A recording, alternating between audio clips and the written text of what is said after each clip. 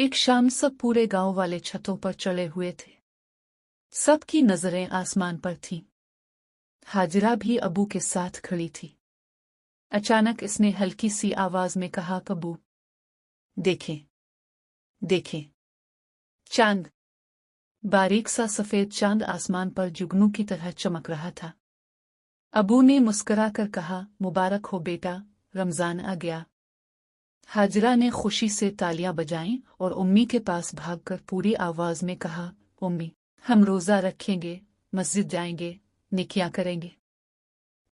रात को जब उम्मी ने हाजिरा को जगाया तो वो नींद में बुड़बुड़ाने लगी, उम्मी थोड़ा सा और सोने दे। अम्मी ने प्यार से उसे गोद में उठाकर कहा, सहरी में बहुत बरकत है, आओ बेटा। हाजिरा ने नीम खिली आंखों से दूध पिया, एक लुकमा पराठे का खाया और फिर बोली, उम्मी आज मैं पूरा रोजा रखूंगी। अम्मी ने प्यार से कहा, तुम अभी छूटी हो, पूरा रोजा नहीं रखना, नीम रोजा रख लेना। हाजिरा ने खुशी से हाँ में सर हिला दिया।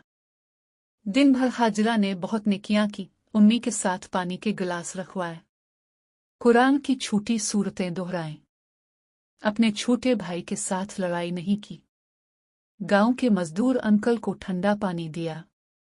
अबू ने कहा, रमजान में हर नेकी का सवाब बहुत बढ़ जाता है। ये सुनकर हाजिरा और भी खुश हो गई।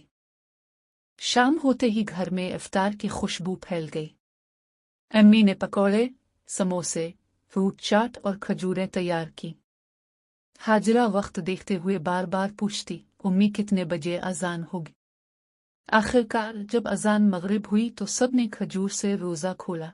हाजिरा ने भी अपनी खजूर खाते हुए खुशी से कहा, मेरा नीम रोजा मुकम्मल हो गया। अबू ने इसका माथा चूम कर कहा, माशाअल्लाह, मेरी बच्ची ने बहुत अच्छा किया। रात को अबू हाजिरा को मस्जिद के सहन तक ले गए। मस्जिद रोशनियों से जगमगा रही थी। अंदर कुरान की आयत की आवाज मीठी हुआ की तरह फैल रही थी। हाजिरा ने आसमान की तरफ देखकर दिल में आहिस्ता से दुआ मांगी, ता अल्लाह, मेरा रमजान हमेशा इतना ही रोशन और खूबसूरत रहे। कहानी का सबक। रमजान ने क्यों सब्र और मोहब्बत का महीना है। छोटे बच्चे नीम रोजा रखकर भी अल्लाह का कुर्ब हासिल कर सकते हैं। दूसरों की मदद करना भी इबादत है। कुरान और दुआ दिल को सुकून देते हैं।